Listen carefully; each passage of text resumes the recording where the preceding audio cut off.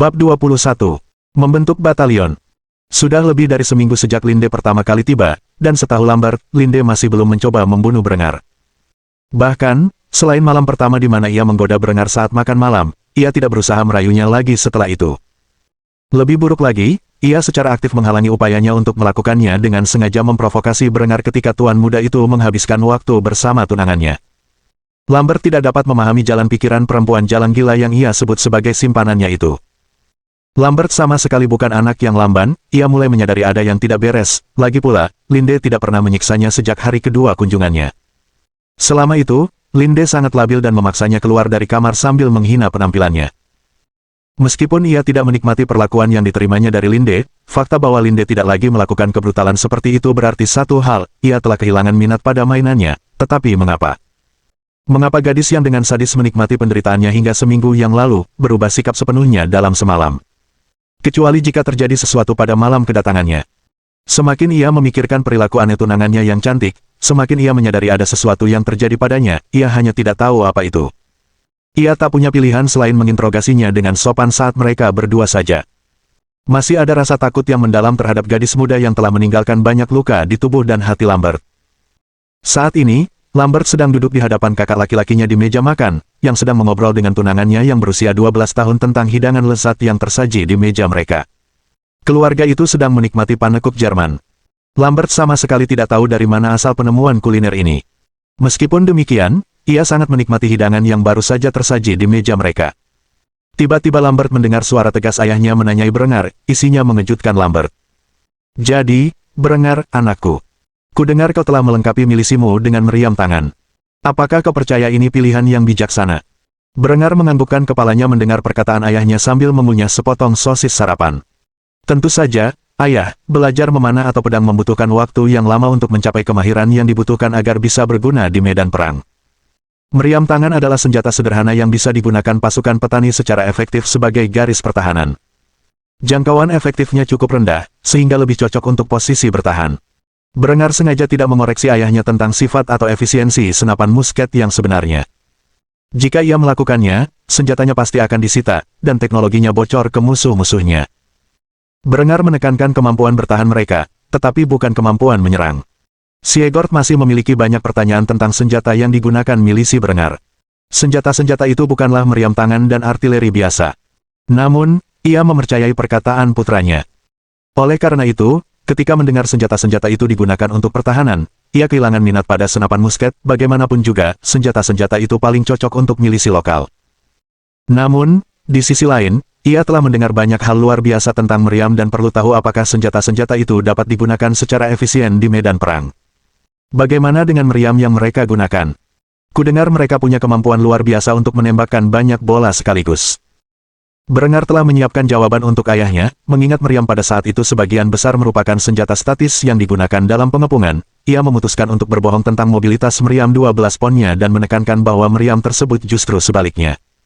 "Senjata yang benar-benar defensif, apa kau lihat ukuran rancanganku? Senjata itu terlalu besar dan terlalu berat untuk digunakan secara efektif di medan perang atau bahkan saat pengepungan. Senjata itu paling cocok dipasang di dinding kastil dan digunakan sebagai sarana untuk mempertahankan rumah kita dari segala potensi ancaman." Awalnya, Lambert khawatir senjata canggih semacam itu akan jatuh ke tangan Brengar dan gerombolan petaninya. Namun, ketika mendengar saudaranya mengatakan senjata-senjata itu sepenuhnya bersifat defensif, ia tak ingin melaporkan produk-produk tak berguna tersebut kepada rekan seperjuangannya, Count Lothar dari Tirol. Count membutuhkan senjata perang, bukan senjata pertahanan. Lambert tak menyadari bahwa semua ini hanyalah siasat Brengar untuk merahasiakan rancangan revolusionernya sebisa mungkin. Kemungkinan Lambert maupun Siegord ingin menguji senjata-senjata itu sendiri hampir nol. Akhirnya, sang baron kehilangan minat pada topik itu karena ia mendengar bahwa kegunaannya semata-mata untuk mempertahankan wilayah mereka. Tampaknya Brengar benar-benar puas dengan posisinya sebagai pewaris baron dan tidak memiliki ambisi yang lebih tinggi dari itu.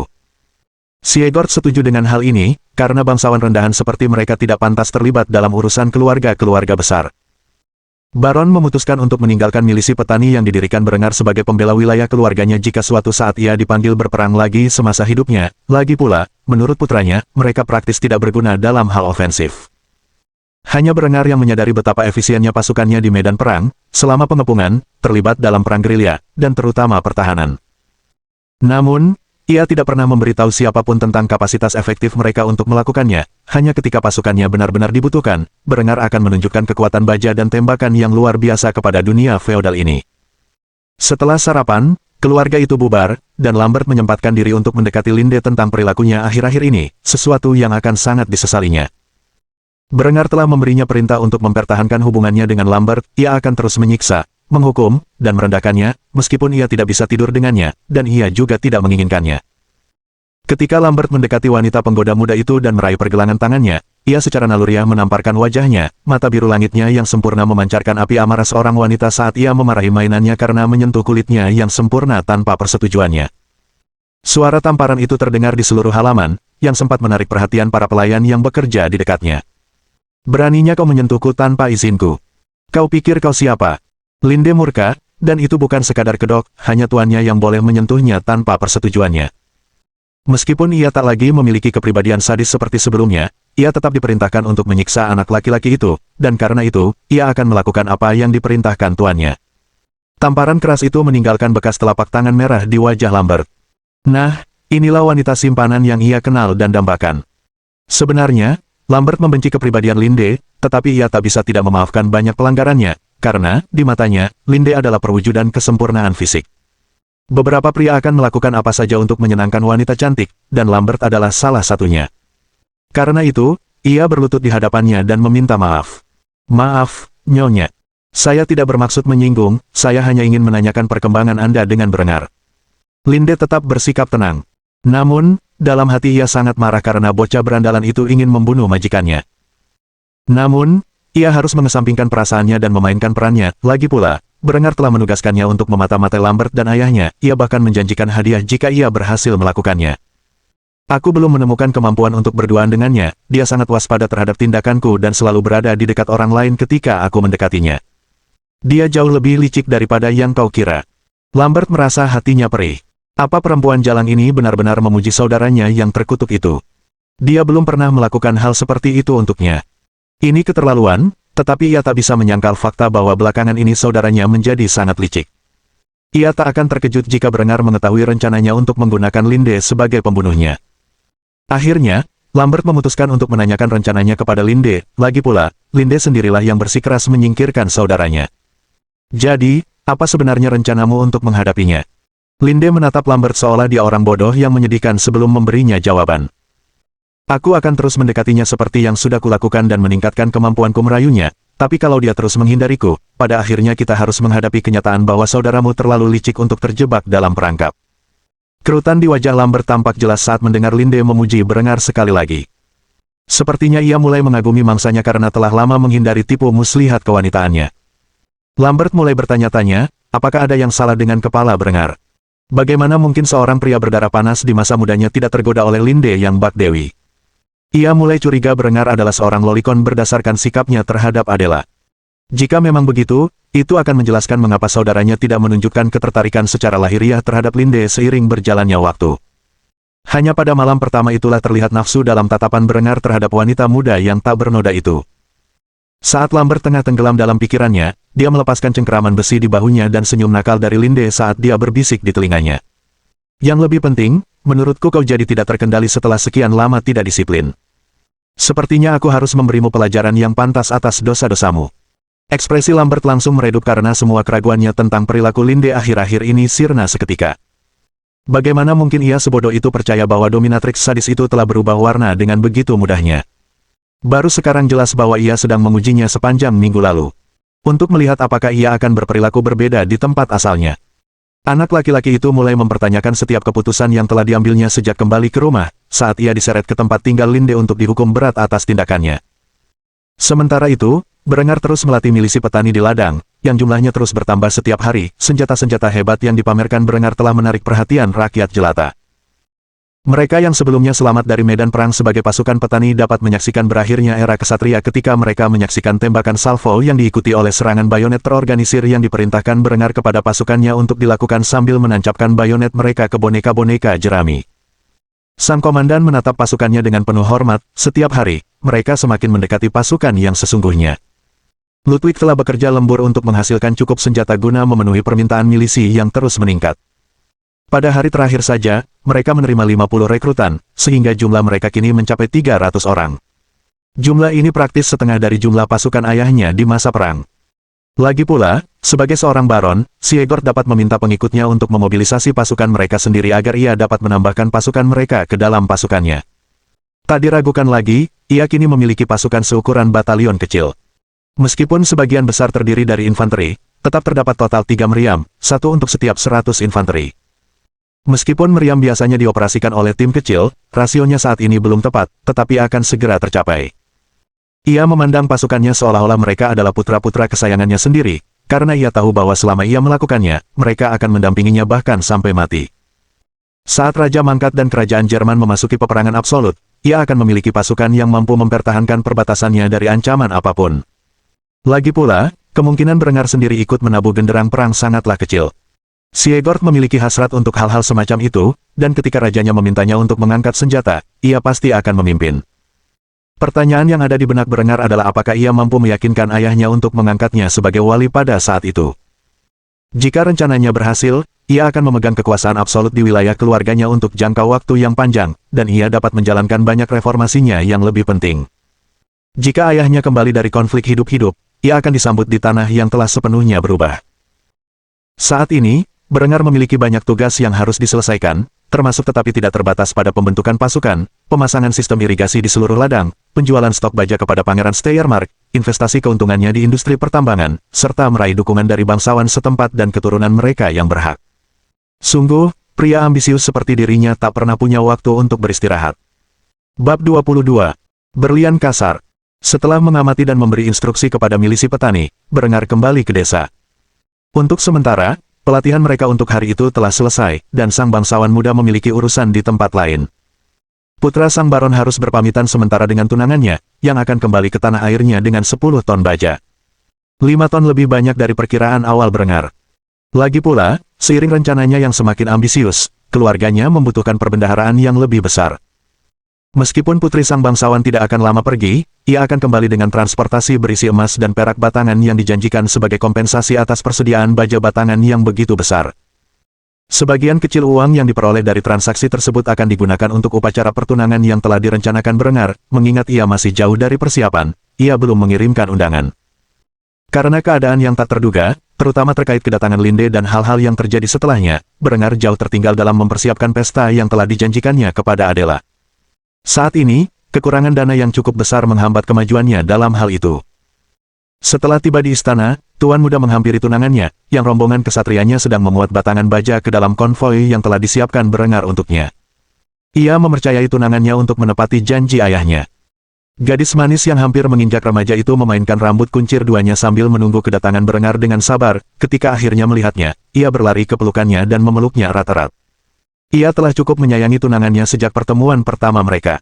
Setelah beberapa saat berlalu, gadis muda itu melepaskan pelukannya dan cemberut. "Kamu yakin tidak bisa ikut denganku?"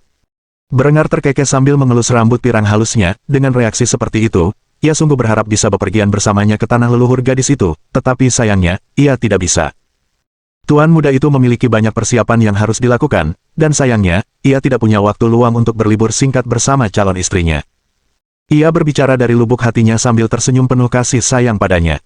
"Saya berharap bisa, tapi sayangnya, ada banyak hal yang harus saya urus di sini. Tapi jangan khawatir, Anda akan segera kembali." Ia berusaha meyakinkan gadis muda itu bahwa mereka tidak akan berpisah lama, karena ia juga sudah cukup menyayangi sepupunya. Namun, cobaan sesungguhnya adalah perpisahan mereka yang panjang setelah upacara pertunangan selesai, dan ia terpaksa pulang. Ia tidak bisa tinggal di tanah keluarga sang suami sampai pernikahan mereka. Itu tidak pantas. Sejujurnya, ia sudah tinggal lebih lama dari yang dianggap wajar di mata masyarakat. Pertemuan itu seharusnya hanya berlangsung beberapa hari, tetapi ia sudah berada di tanah tunangannya selama berminggu-minggu. Gadis muda itu akhirnya berhenti cemberut setelah mendengar kata-kata Berengar dan tersenyum padanya dengan penuh rasa terima kasih saat dia berkata dengan nada berbisik. "Mendekatlah. Aku ingin memberitahumu sesuatu." Berengar tak mempermasalahkannya dan membungkuk agar tinggi badannya sama dengan tinggi gadis itu. Gadis itu segera mengecup pipinya dengan bibir penuhnya dan berbisik di telinganya. "Aku akan merindukanmu." Setelah itu, Berengar menatapnya dengan tak percaya. Ia tak menyangka wanita itu berani melakukan hal seperti itu. Saat ia menatap wanita muda itu, wajahnya semakin memerah hingga ia menutupi wajahnya dengan tangan dan bergegas masuk ke kereta kudanya. Berengar secara naluriah meletakkan tangannya di pipi bekas ciuman wanita itu sambil berpikir. Gadis ini manis sekali. Petik 1. Saat pikirannya mulai melayang kembali ke kenangan indah yang ia ciptakan bersama putri sang pangeran selama beberapa minggu terakhir, konvoi mulai melaju pergi, meninggalkan Berengar sendirian di halaman saat matahari terbenam. Baru setelah ia tak lagi melihat kereta yang membawa tunangannya, Berengar memutuskan untuk kembali ke dalam dan mandi. Berengar duduk di kolam batu bundar yang besar, air panasnya menyegarkan kulit putih susunya sembari ia membasuh stres yang menumpuk sepanjang hari. Ia sama sekali tak menyadari derit pintu dan suara langkah kaki mendekat. Baru setelah merasakan gundukan lembut dan kenyal milik kekasihnya menekan tengkuknya, ia menyadari seseorang telah mengganggu waktu pribadinya. Gadis itu menutupi matanya dengan tangannya dari belakang sambil bertanya dengan nada bercanda. Tebak siapa? Berengar terkekeh sambil meraih tangan mungil itu dan menarik wanita cantik montok itu ke dalam bak mandi bersamanya. Linde tak menyangka akan bersikap seperti itu dan menjerit sambil menceburkan diri ke dalam air panas, kulit pucatnya langsung memerah karena panas mulai memengaruhi wajahnya. Setelah naik ke pangkuan tuan muda itu dan menempelkan dadanya ke dada tuan muda itu, ia menatapnya sambil cemberut. Rambutku basah. Berengar memeluk gadis itu dan menciumnya, baru setelah semenit berlalu dia melepaskan diri dari bibir menggoda gadis itu. Tentu saja, ini kamar mandi, rambutmu akan basah. Penggoda muda itu terus cemberut saat Berengar menceramahinya, tetapi ia tak menghiraukannya. Awalnya, ia khawatir seseorang mungkin telah melihatnya menyelinap ke sini, lagi pula, orang-orang masih terjaga di jam segini dan berkeliaran di kastil, sehingga ia tak bisa menahan diri untuk bertanya tentang kecerobohan gadis itu. Apakah ada orang yang melihatmu masuk ke sini? Ia menggelengkan kepala sambil membenamkannya di bahu Berengar. Setelah itu, ia mengecup pipi Berengar yang satunya, tempat adalah meninggalkan bekas, dan mengungkapkan kekhawatirannya. Nah, sekarang tidak ada lagi ruang bagi gadis lain untuk menandai klaimnya. Tuan muda itu hampir tertawa terbahak-bahak ketika mendengar ucapan kekanak-kanakan dari perempuan muda yang baru seminggu sebelumnya dengan berani mencoba merayu dan memperbudaknya. Apakah perempuan itu cemburu dengan hubungannya dengan Adela? Ini tidak akan berhasil. Jelas, ia harus mendisiplinkannya lebih lanjut. Karena itu, ia menghabiskan waktu mandi yang luar biasa lama dan energi bersama wanita telanjang yang terbaring di sebelahnya.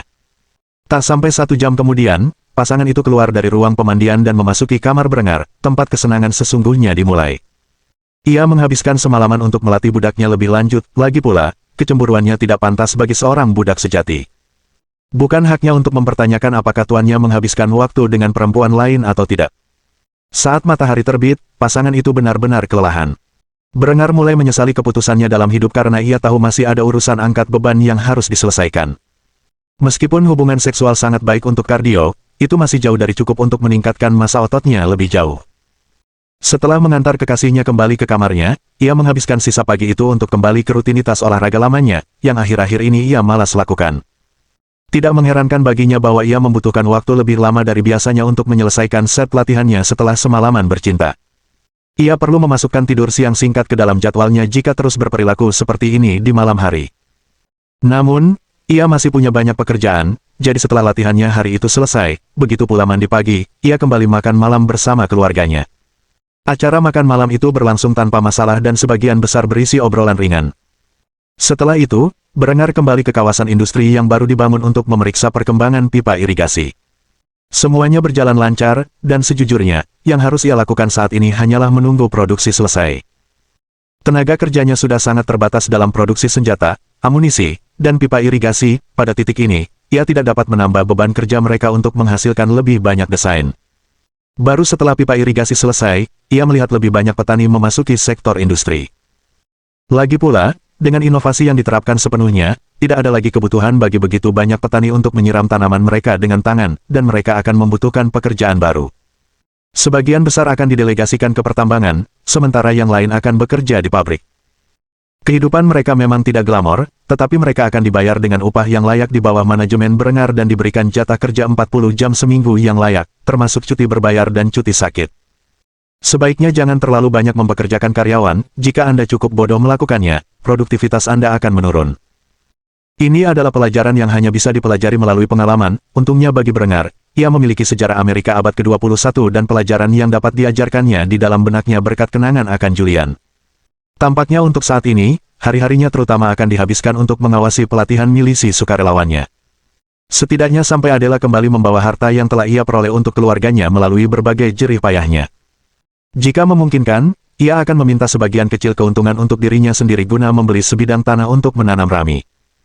Dengan penemuan-penemuan yang ada di benaknya, ia dapat membangun industri tekstil yang berkembang pesat seiring waktu dan memperkenalkan mode Renaissance kepada penduduknya, yang jauh lebih ia sukai daripada pakaian yang sedang tren saat ini. Sisanya dapat dijual dengan harga yang pantas ke daerah-daerah tetangga. Ini semua rencana untuk waktu dekat. Untuk saat ini, tak ada hal penting yang bisa dicapai tanpa kekayaan untuk diinvestasikan, yang saat itu sangat kurang dimilikinya, meskipun dalam beberapa minggu, hal itu tak akan menjadi masalah lagi. Ia merasa harus menikmati waktu luang yang tersedia saat ini, tetapi entah mengapa, jika ia tidak mengisi jadwalnya dengan kegiatan yang bermakna dan produktif, ia merasa seperti orang yang malas dan tak berguna. Setelah memeriksa perkembangan sektor industrinya, ia kembali ke milisi petani, yang saat itu sedang mempelajari formasi dasar. Berengar secara khusus telah memilih beberapa veteran dari kalangan petani yang pernah bertugas di perang-perang sebelumnya sebagai serdadu untuk bertindak sebagai perwira. Mereka memiliki pengalaman nyata dalam kengerian perang. Setelah dididik secara pribadi dalam taktik infanteri garis oleh Berengar sendiri, mereka mulai membentuk barisan mereka sendiri. Tentu saja, Berengar mengawasi pelatihan taktik harian sebisa mungkin untuk mengoreksi kesalahan apapun, lagi pula, ini adalah strategi dan taktik revolusioner yang belum pernah terlihat sebelumnya. Karena itu, ia perlu memimpin pertumbuhan unitnya secara pribadi. Wakil komandannya sebenarnya adalah seorang ksatria pengembara yang memilih untuk menetap di Kufstein dan bermalas-malasan setelah bertahun-tahun berperang. Jika situasinya dibandingkan dengan Jepang feodal, ia pada dasarnya adalah seorang ronin. Seorang anggota kelas militer yang tuannya gugur dalam pertempuran, dan dengan itu kemakmuran serta hak atas tanahnya. Ksatria pengembara bernama Eckhard von Hallstatt telah tinggal di Kufstein selama hampir 5 tahun dan pada dasarnya hidup sebagai pengemis dan pemabuk selama masa itu. Baru setelah ia melihat milisi dan persenjataan serta taktik unik mereka, ia memutuskan untuk memperbaiki diri dan menjalani hidupnya dengan lebih baik. Ia memiliki kepekaan yang tajam terhadap strategi dan taktik, dan tidak seperti para ksatria dan prajurit lainnya di Kufstein, ia cukup cerdas untuk menyadari bahwa milisi Berengar adalah masa depan peperangan. Sebagai veteran tua yang berpengalaman, Eckhard memiliki banyak wawasan yang dapat ia sumbangkan. Ia telah menemui Berengar awal minggu ini dan menawarkan pedang berkarat miliknya kepada sang bangsawan muda sebagai tanda kesetiaan. Setelah mendengar kisah veteran tua itu, Berengar mengangkatnya sebagai mayor batalion dan tangan kanannya. Berengar telah menghabiskan berjam-jam semalaman menulis risalah militer tentang visinya tentang masa depan peperangan dan strategi, taktik, serta logistik yang diperlukan untuk melaksanakannya. Eckhard praktis memperlakukan teks ini sebagai kitab suci, dan semakin banyak ia membaca tentang visi Berengar, semakin ia yakin bahwa sang bangsawan muda adalah seorang jenius militer. Meskipun Berengar sama sekali bukan seorang jenius militer, sebagai veteran lama berbagai permainan strategi yang berlatar berbagai era dan lulusan Akademi West Point, ia dapat dengan yakin mengatakan bahwa keahliannya setidaknya merupakan yang tercanggih untuk periode tersebut. Eckhard tidak mengecewakan harapan Berengar, pria berusia pertengahan 40-an itu dengan cepat memahami semua yang diajarkan kepadanya dan tidak hanya mengikuti buku, tetapi juga berimprovisasi secara efektif ketika dibutuhkan. Sebaliknya, Eckhard adalah seorang jenius militer sejati. Sayang sekali, mantan tuannya tidak menyadari bakat sang ksatria dalam strategi dan malah mengirimnya untuk bertempur di garis depan. Sejauh yang Berengar pahami, hal itu kemungkinan besar menjadi faktor kematian tuan yang bodoh itu. Sungguh, Eckhard bagaikan berlian dalam lumpur. Meskipun milisi sepenuhnya berbasis sukarelawan, mereka tetap menerima bayaran untuk pelatihan dan aktivitas mereka. Pada dasarnya, mereka akan bertindak serupa dengan Garda Nasional Amerika di kehidupan Berengar sebelumnya. Para prajurit yang tergabung dalam barisan tersebut akan menjalani pelatihan dasar dan khusus, dan setelah menyelesaikannya, mereka akan menjadi warga sipil biasa yang akan bertemu di akhir pekan untuk melanjutkan pelatihan mereka. Perbedaan utamanya adalah Berengar menginginkan pelatihan milisinya setiap akhir pekan, bukan hanya sebulan sekali. Saat dibutuhkan, mereka akan dipanggil untuk memenuhi tugas mereka dan dibebani standar yang sama dengan pasukan profesional, dengan hukuman yang sama untuk desersi atau kejahatan lainnya. Berengar memperlakukan para prajurit milisinya dengan sangat baik. Ia menyediakan makanan yang layak selama pelatihan mereka, dan tak lama kemudian ia akan memberi mereka seragam yang layak. Setelah industri tekstilnya beroperasi, para prajurit akan mengenakan pakaian Landsknecht abad ke-16 dari kehidupan Berengar sebelumnya. Tuan muda itu mulai mengembangkan selera mode yang flamboyan, seperti ayahnya. Untuk saat ini, para milisi sukarelawan masih mengenakan pakaian sehari-hari mereka, yang sejujurnya tidak terlalu profesional. Setelah memimpin latihan batalion hari itu, Berengar kembali ke kastil tempat ia berencana menghabiskan sisa waktunya menyusun rencana untuk industri tekstil yang akan segera didirikannya. Waktu tak menunggu siapapun, dan ia akan segera mendapatkan dana untuk mewujudkan impiannya. Karena itu, ia harus bekerja keras dan tidak tergoda oleh keinginan duniawi. Tentu saja, setelah beberapa jam menyusun cetak biru, Berengar mendengar ketukan di pintunya dan tak kuasa menahan godaan untuk bermain dengan mainan kesayangannya sepanjang malam. Bab 23. Sebuah plot baru telah dibuat. Beberapa hari berlalu tanpa kejadian besar. Berengar merasa sangat bosan karena jadwal kerjanya tampaknya terhenti. Berkat orang-orang terpercaya dan kompeten yang ia tempatkan untuk menerapkan inovasinya, ia baru-baru ini mendapatkan waktu luang yang sangat banyak. Jika Adela masih berada di wilayah keluarganya, maka ia saat ini akan menikmati kebersamaan dengannya. Sayangnya, Adela baru akan kembali ke Kurstein selama beberapa minggu. Karena itu, Berengar baru-baru ini berlatih ilmu pedang dengan pengikut pribadinya, Eckhart. Kedua pria itu sedang berlatih tanding dengan sepasang pedang kayu. Di sana, Eckhart menghajar habis-habisan tuan muda yang baru beberapa hari ini belum pernah memegang pedang. Ilmu pedang adalah seni yang membutuhkan waktu bertahun-tahun untuk dikuasai, dan tidak seperti senapan flintlock, dibutuhkan kekuatan fisik, stamina, dan kemahiran yang luar biasa untuk menjadi mahir. Meskipun usianya sudah mendekati akhir, Berengar masih merasa perlu mempelajari cara menggunakan pedang dengan benar. Lagi pula, sebagai seorang perwira yang memimpin pasukan yang ia bentuk, sudah sepantasnya ia menggunakan pedang dan pistol. Namun, semakin ia berlatih pedang, semakin ia menyadari bahwa ia mungkin akan melanggar tradisi lamanya dan hanya menggunakan senapan musket. Saat itu, Berengar mendapati dirinya menangkis pedang kayu yang sedang dipegang Eckhart sebelum melancarkan serangan balik. Namun, tepat ketika ia hendak melancarkan serangannya, Eckhart menghindar tepat waktu dan membalas dengan tusukannya sendiri, mengarahkan pedang tepat ke leher Berengar. Menyadari bahwa semuanya telah berakhir, Berengar pun menyerah sepenuhnya kepada instrukturnya. "Saya menyerah." Sambil berkata demikian, lelaki setengah baya itu mencabut pedangnya sambil tersenyum dan meletakkannya kembali bersama yang lain. "Kamu cepat belajar, dan kamu punya potensi untuk menjadi pendekar pedang yang kompeten. Sayang sekali eranya akan segera berakhir." Berengar meletakkan pedangnya di samping pedang Eckhart sambil mendesah berat menanggapi kata-kata sang ksatria. "Sayang sekali aku tidak mampu berlatih menggunakan pedang sampai sekarang." Ksatria Parubaya itu mengangguk setuju dengan pernyataan Berengar. Ia menyadari kesulitan yang dihadapi Berengar selama bertahun-tahun, terutama terkait kesehatannya. Sungguh suatu keajaiban bahwa ia berhasil mengatasi penyakit tersebut dan menjadi pria seperti sekarang ini. Transformasi tubuh dan pikiran ini hanyalah bagian lain dari karakter Berengar, yang menginspirasi Eckhart untuk melakukan yang terbaik setiap hari. Setelah menyimpan pedang-pedang dan melepas perlengkapan latihan yang mereka kenakan, kedua pria itu berjalan bersama kembali ke ladang, yang digunakan sebagai tempat latihan milisi. Para anggota milisi telah menempuh perjalanan panjang dalam waktu singkat, tetapi pelatihan mereka masih belum lengkap. Diperlukan waktu hampir 90 hari total bagi milisi untuk cukup kompeten dan bertindak sebagai pasukan yang sesungguhnya. Lagi pula, mereka semua baru belajar menggunakan senjata api untuk pertama kalinya dalam hidup mereka. Saat ini, unit tersebut dibagi menjadi 4 kompi infanteri, masing-masing beranggotakan 80 orang. Terdapat juga baterai artileri yang dilatih bersama infanteri, meskipun bukan baterai berukuran penuh. Pada titik ini, baterai tersebut memiliki 3 meriam 12 pounder dan sekitar 40 personel. Ukurannya kira-kira sepertiga ukuran baterai artileri yang sebenarnya. Meskipun demikian, jumlah milisi bertambah setiap harinya, dan meriam keempat sedang dalam perjalanan. Yang ia inginkan setidaknya adalah batalion infanteri kecil yang terdiri dari 400 tentara dan baterai artileri berukuran penuh. Jadi setidaknya, 520 orang di milisinya dan 8 meriam. Ini adalah sesuatu yang sebenarnya cukup layak dengan kemajuannya saat ini. Lagi pula, mereka bukanlah tentara profesional yang harus melepaskan pekerjaan harian mereka. Kuota yang ditetapkan Berengar untuk batalion beranggotakan sedikit akan segera terpenuhi. Bagian tersulitnya adalah pembuatan meriam, itu akan memakan waktu. Namun, perang tidak akan pecah dalam semalam. Meskipun kesehatan raja sedang buruk, ia tidak dalam kondisi kritis saat ini. Meskipun ia berpotensi meninggal kapan saja, kemungkinan orang tua itu meninggal sebelum Berengar mencapai tujuan milisinya sangat kecil. Setelah mengawasi pelatihan milisi bersama Eckhart sepanjang sore, Berengar kembali ke kastil. Tanpa sepengetahuannya, ia mendapati dirinya dibuntuti dalam kegelapan. Saat ia melewati koridor kastil yang berliku, pengejarnya akhirnya menampakkan diri dari kegelapan. Tak lain dan tak bukan adalah Linde yang memasang ekspresi khawatir di wajahnya saat ia memeluk Berengar dari belakang.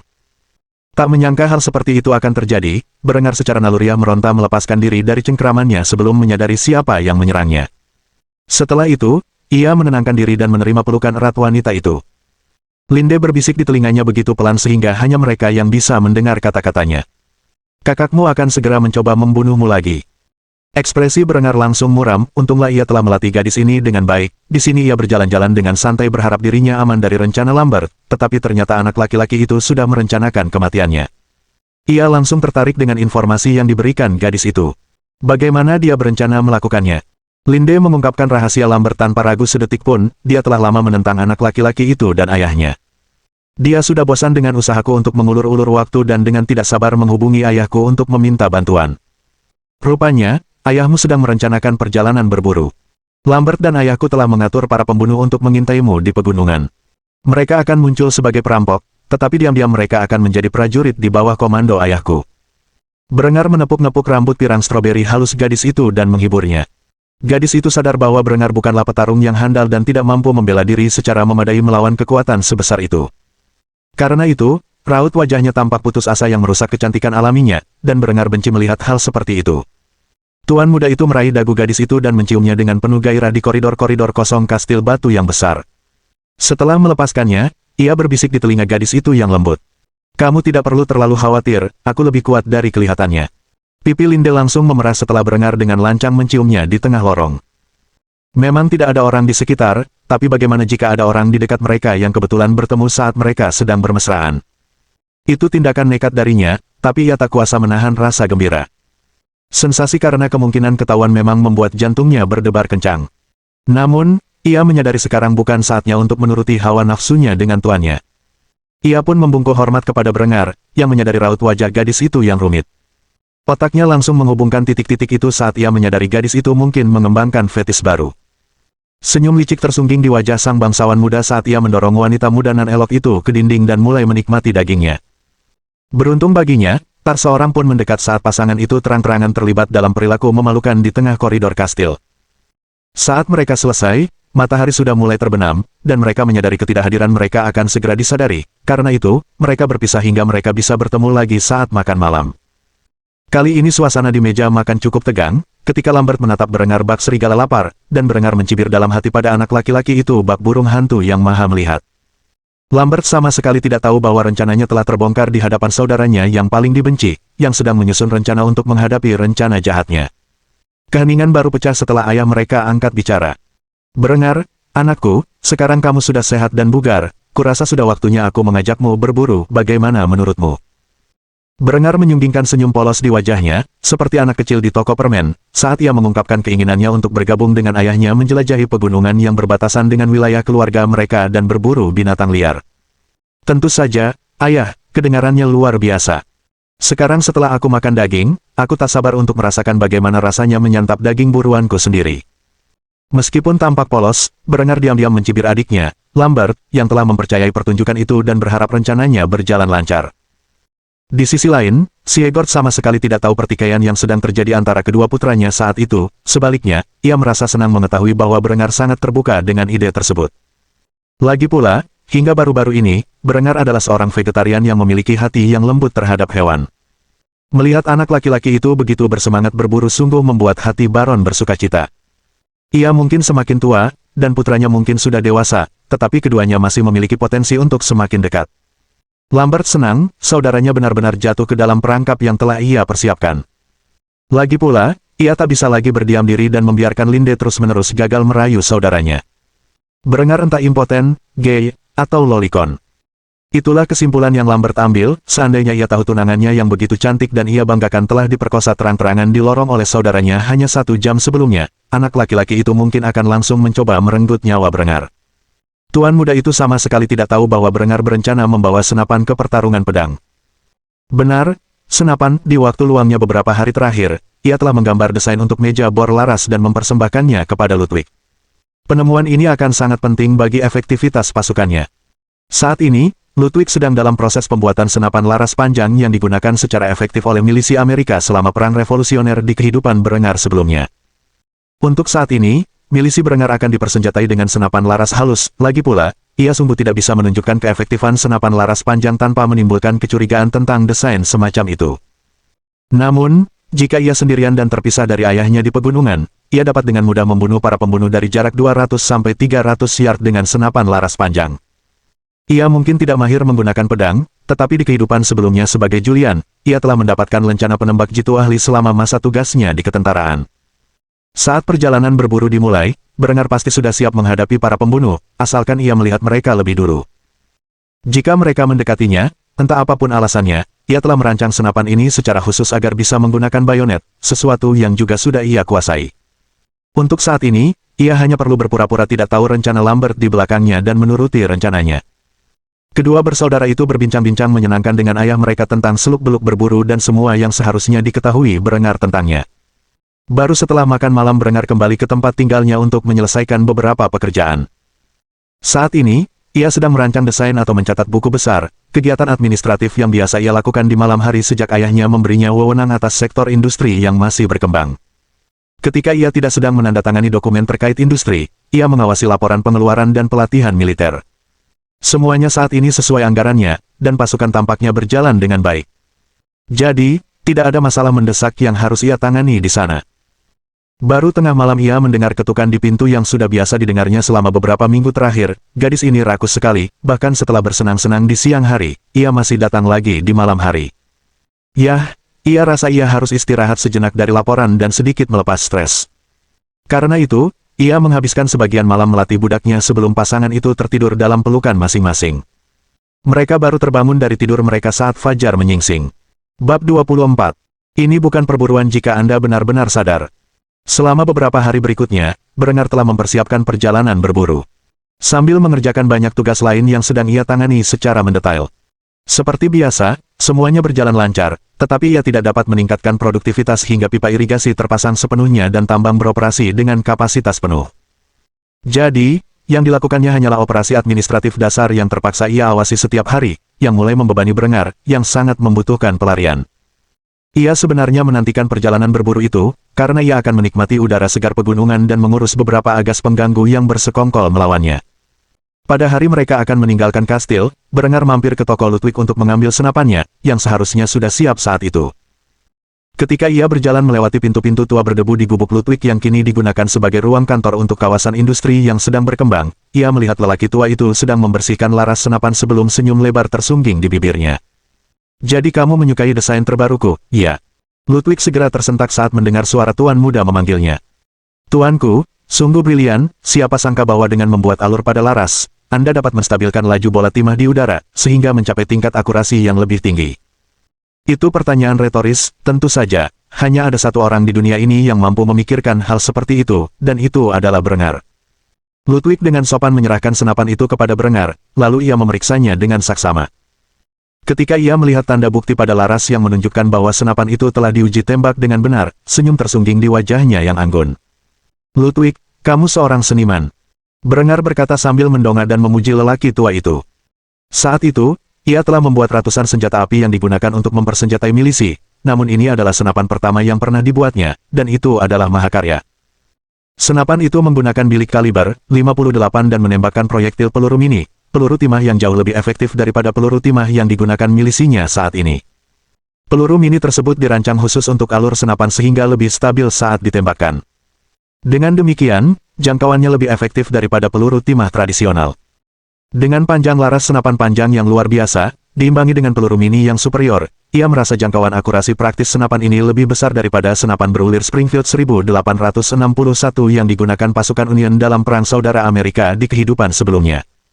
Setelah menepuk bahu Ludwig, Berengar mengucapkan terima kasih atas jasanya. Kau tak tahu betapa berartinya ini bagiku, sahabatku. Ludwig melepaskan tangan Berengar dan tetap rendah hati. Saya hanya melakukan apa yang seharusnya saya lakukan. Pastikan Anda memanfaatkan benda ini dengan baik dalam perjalanan berburu Anda, tuanku. Sayang sekali jika Anda gagal membunuh apapun dengan senjata seindah ini. Berengar tersenyum pada Ludwig dan mengucapkan selamat tinggal kepada temannya, butuh beberapa hari sebelum kembali. Aku akan pergi beberapa hari ke depan, pastikan untuk mengawasi keadaan di sini saat aku pergi. Ludwig terkekeh saat berpisah dengan temannya sambil meyakinkannya tentang kompetensinya. Anda tidak perlu takut, tuanku, semuanya akan berjalan lancar saat Anda kembali. Setelah itu, Berengar meninggalkan toko dengan senapan di tangan dan ikat pinggang berisi bayonet serta tempat peluru untuk kartrit kertasnya. Hari ini ia mengenakan pakaian berwarna-warni, kebanyakan hijau dan coklat, agar ia dapat berbaur dengan lingkungan sekitar dengan lebih baik.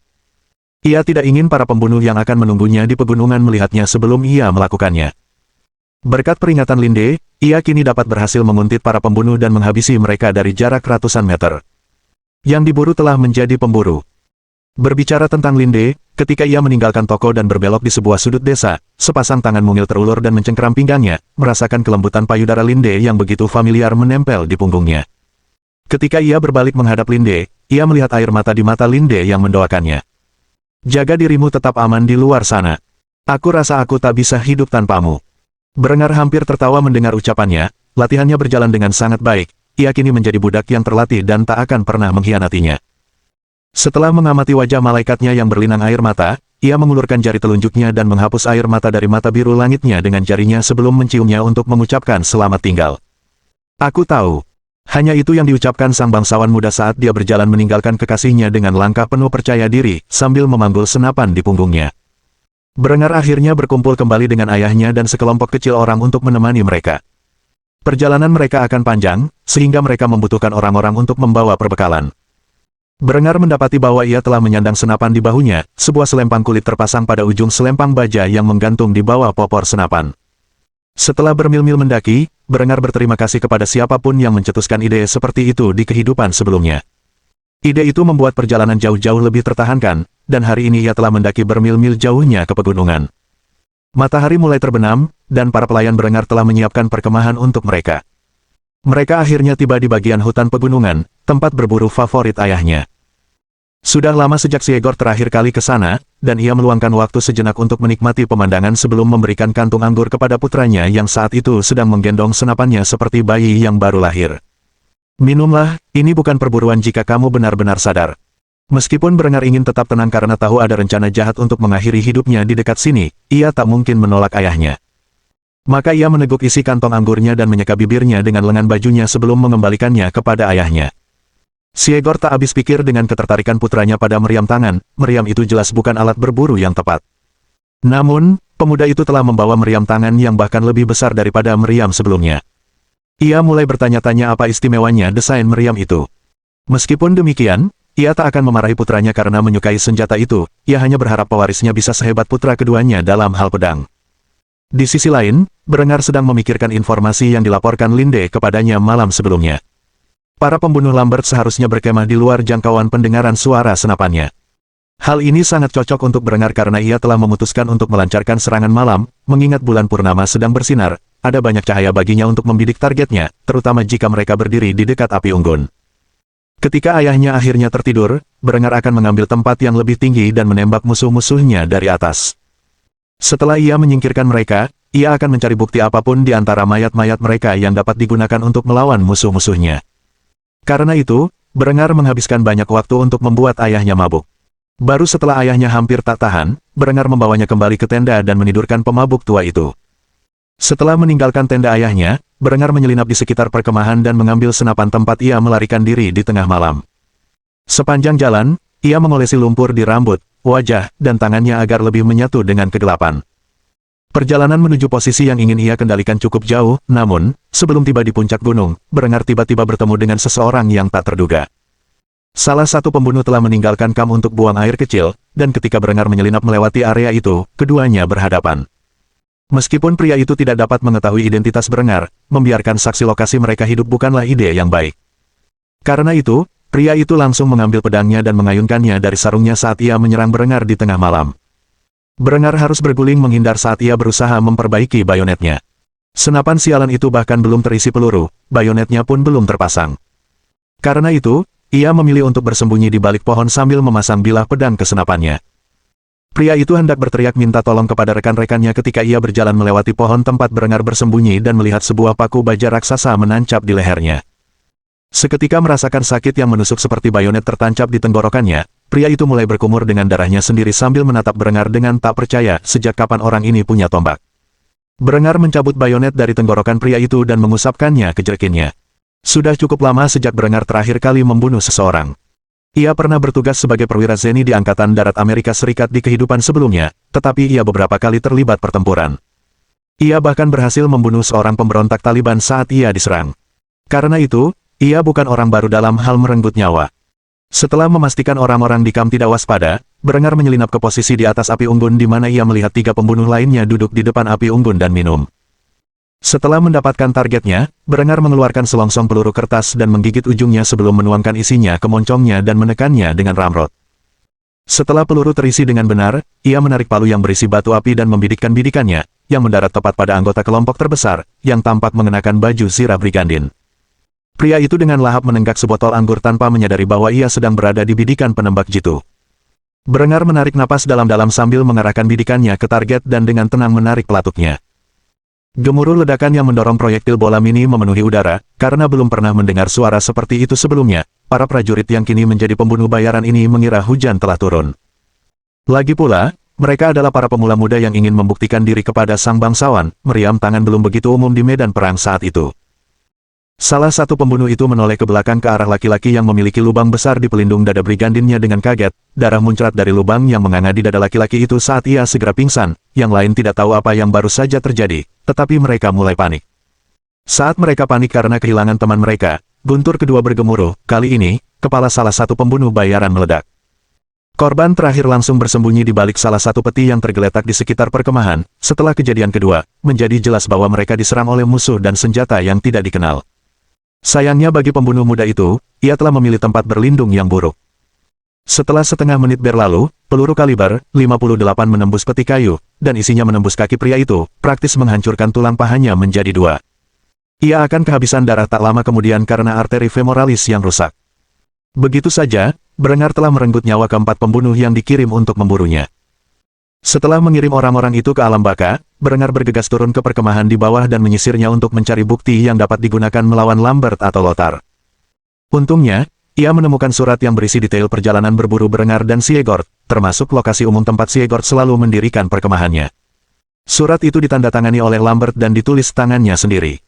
Berengar hampir tertawa terbahak-bahak saat menerima surat ini. Ia akhirnya memiliki bukti kunci yang dapat digunakannya untuk mulai membangun kasus melawan upaya pembunuhan Lambert.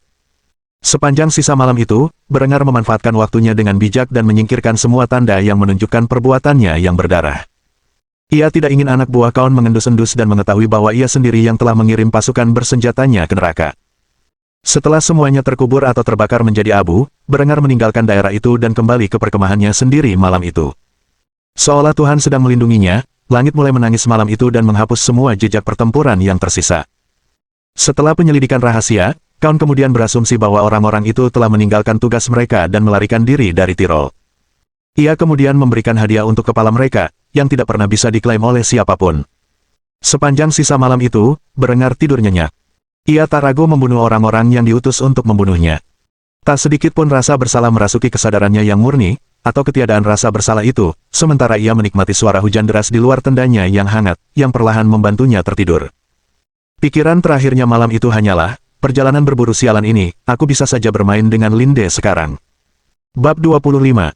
Kembali ke rumah. Sepanjang perjalanan, ketidakhadiran Berengar di perkemahan sama sekali tidak disadari. Saat Siegord dan para pelayan terbangun, mereka melihat Berengar sedang membersihkan senapannya di dekat api unggun. Siegord tak kuasa menahan diri untuk berseru dalam hati. Anak ini terlalu berbakti, bahkan saat berburu, dia bangun saat fajar menyingsing. Petik 1. Sudah menjadi kebiasaan Berengar untuk bangun subuh, baik di kehidupan sebelumnya maupun di kehidupan saat ini. Kini, ia terbiasa hanya tidur beberapa jam beberapa kali seminggu. Di tangannya ada segelas air yang telah direbusnya di atas api unggun untuk membersihkannya dari kotoran, setidaknya semampunya. Ia menolak minum air yang tercemar dan menghabiskan pagi harinya untuk memurnikan air dalam jumlah besar. Karena kopi belum diangkut ke Eropa, ia terpaksa minum air sepagi ini. Ia mulai mempertimbangkan untuk memperluas wilayah kekuasaannya ketika ia berkuasa.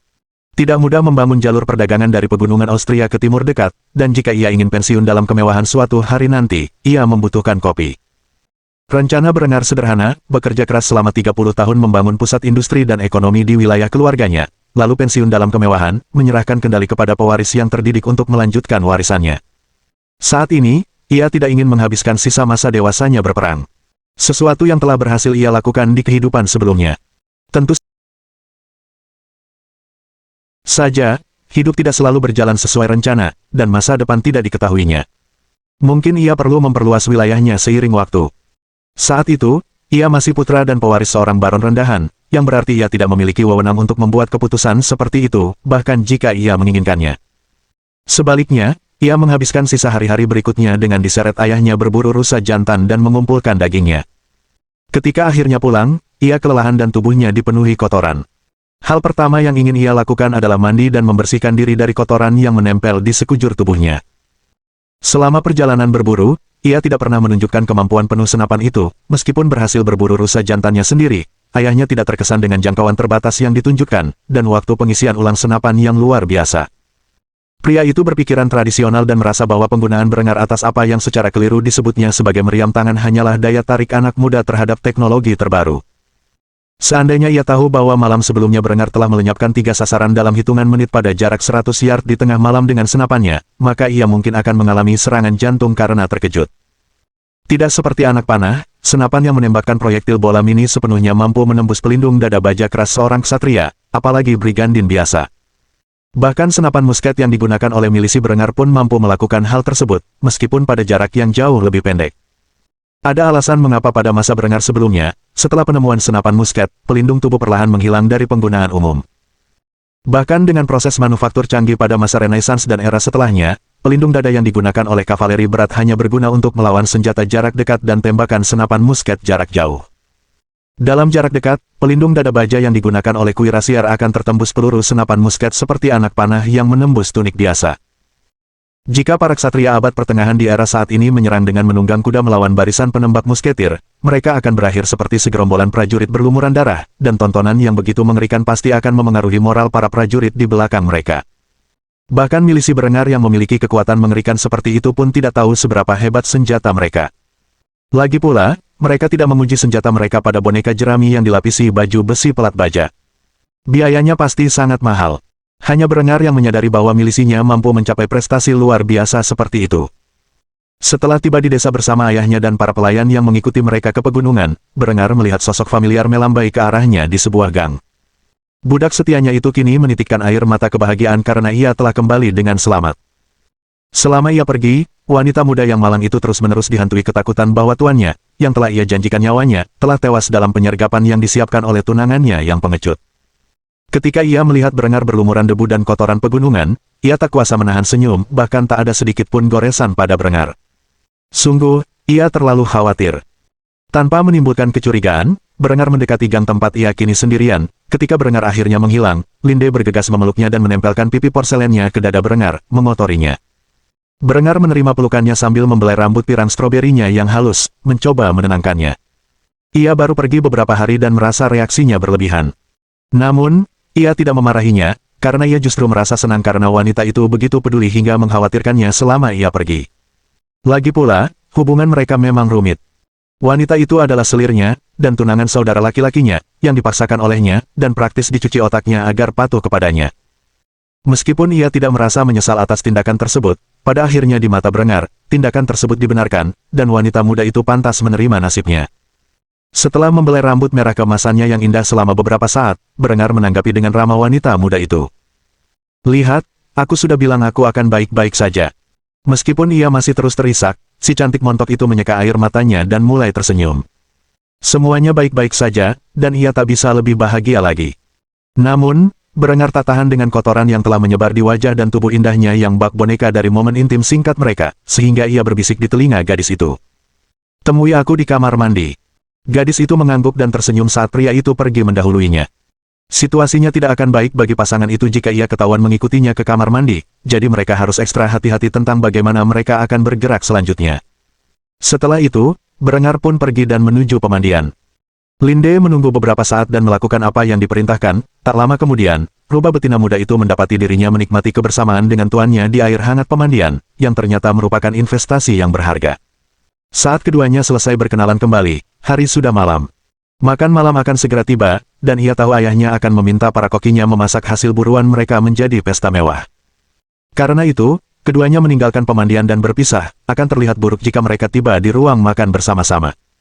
Ketika berengar akhirnya memasuki ruang makan, ia melihat Lambert dengan senyum licik di wajahnya. Ia yang pertama tiba, dan remaja itu yakin ia akan menikmati pesta tanpa kakak laki-lakinya malam ini.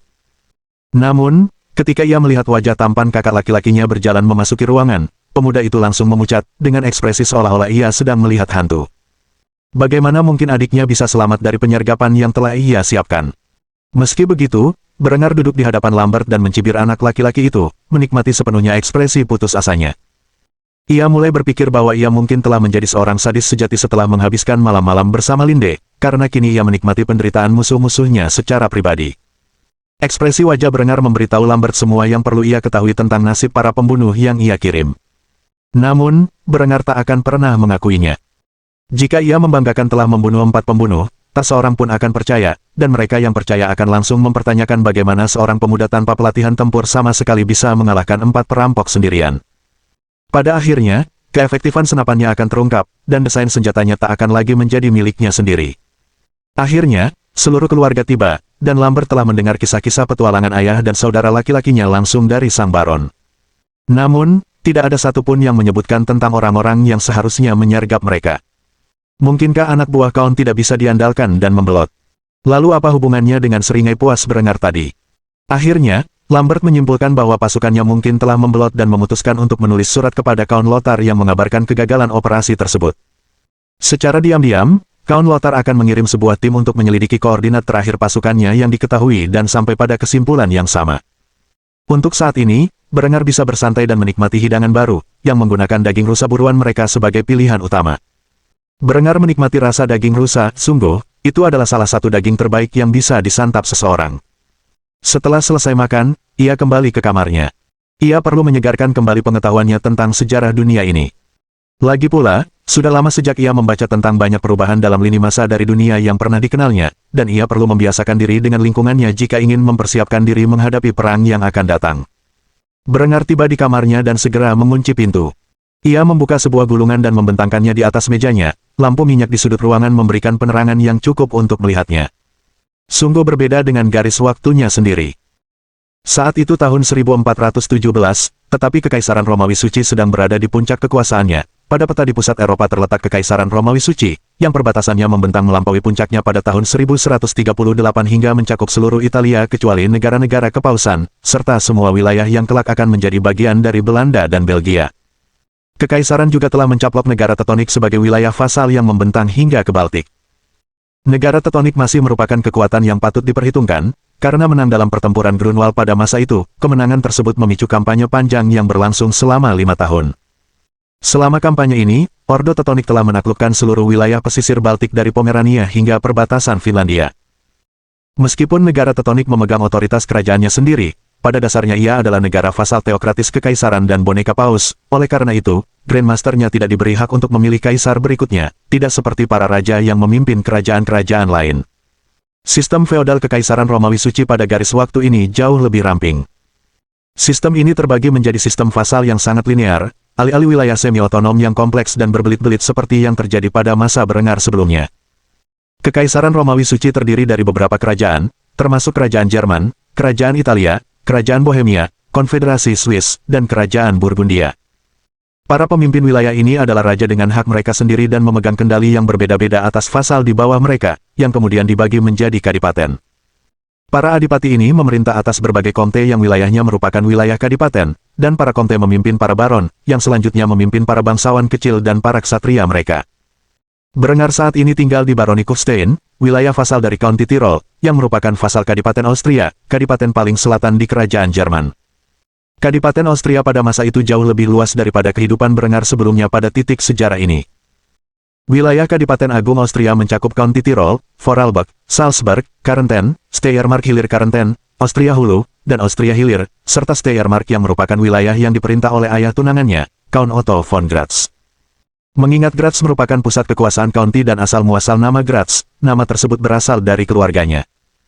Terlepas dari perubahan yang terjadi pada Kekaisaran Romawi Suci dan negara-negara vasalnya, Eropa Barat, Skandinavia, dan Kepulauan Britania memiliki wilayah yang sama pada garis waktu ini seperti pada masa hidup Berengar sebelumnya. Bahkan Reconquista pun berlangsung persis sama seperti pada garis waktu lainnya. Satu-satunya perubahan besar lainnya pada geografi Eropa adalah Balkan yang dikuasai oleh Kekaisaran Bizantium, yang selama berabad-abad sejak Perang Salib ke Tanah Suci telah merebut kembali sebagian besar wilayahnya yang hilang. Membentang dari Balkan, melalui Yunani dan Anatolia, hingga ke Levan. Meskipun belum berhasil merebut kembali bekas wilayah Afrika Utaranya, Eropa saat ini sedang melakukannya. Meskipun saat itu adalah akhir abad pertengahan, Eropa telah mulai mengambil tempatnya di dunia sebagai pusat kekuatan. Namun, mereka masih jauh dari mencapai potensi penuhnya. Berengar menatap perubahan peta dengan ambisi yang semakin besar. Ia mulai curiga bahwa menjadi baron bukanlah takdirnya. Di lubuk hatinya, keinginan untuk meraih prestasi yang lebih tinggi mulai muncul. Ia tidak tahu apa yang akan terjadi di masa depan, tetapi sekarang bukan saatnya untuk memikirkannya. Ia memiliki banyak pekerjaan yang harus diselesaikan, dan sebagian besar tidak dapat diselesaikan sampai ia memegang kendali penuh atas tanah keluarganya. Untuk saat ini, ia harus bersabar dan bermain jangka panjang. Tak lama lagi, kerajaan Jerman akan terlibat dalam perang saudara, dan ia harus meyakinkan ayahnya untuk mengangkatnya sebagai bupati sebelum itu terjadi. Perjalanan berburu itu bukanlah buang-buang waktu sepenuhnya, ia mampu menghentikan rencana jahat saudaranya dan semakin dekat dengan ayahnya. Mendapatkan kepercayaan ayahnya akan menjadi hal terpenting bagi rencananya untuk merebut kekuasaan. Setelah itu, Berengar mendengar ketukan di pintu dan memutuskan untuk mengakhiri pelajarannya hari itu. Awalnya ia mengira ketukan di pintunya kemungkinan besar berasal dari Linde, dan ia bisa bersantai dengan mainan kesayangannya. Namun, ketika ia membuka pintu, ia melihat Henrietta kecil menatapnya dengan ekspresi ketakutan. Gadis kecil itu memegang boneka kesayangannya sambil menatap kakak laki-lakinya dengan air mata berlinang. "Kakak, aku mimpi buruk. Will, bacakan aku sebuah cerita." Sudah lama Berengar tidak menceritakan dongeng pengantar tidur kepada adik perempuannya, lagi pula, akhir-akhir ini ia disibukkan dengan hal-hal lain. Karena itu, ia mendesah dan membelai rambut pirang halus adiknya sambil menuntun gadis kecil itu ke kamarnya. Di sana, ia menghabiskan 1 jam berikutnya menceritakan kisah pertempuran Kastil Iter selama Perang Dunia Kedua di kehidupan sebelumnya, ketika pasukan Jerman dan Amerika bersatu untuk membebaskan tawanan perang dari Waffen-SS beberapa hari sebelum konflik berakhir. Kisah fantastisnya tentang senapan mesin, tank, dan meriam, serta persaudaraan yang terjalin di antara para mantan musuh, memikat gadis kecil yang mengira kakaknya mengarang cerita yang luar biasa. Akhirnya, Henrietta tertidur karena terlalu bersemangat, dan Berengar mencium keningnya sebelum meninggalkan kamarnya dan kembali ke kamarnya sendiri. Sekembalinya, Berengar mendapati Linde terbaring telanjang di tempat tidurnya, menunggu kedatangannya dengan raut wajah cemberut. Sialan gadis ini, dia terlalu berdosa. Tuan muda itu segera menutup pintu kamarnya dan menikmati kebersamaan dengan wanita muda nan cantik itu sepanjang malam. Mohon dukungan dari Om ante-ante sekalian, buat subscribe atau sharekan novel Mimin ke Facebook kalian, agar channel Mimin bisa terus berkembang. Dengan begitu, Mimin bisa lebih semangat untuk up novel seru lain ke depannya. Buat teman-teman yang sudah subscribe dan sharekan novel Mimin, Mimin ucapkan terima kasih sebanyak-banyaknya.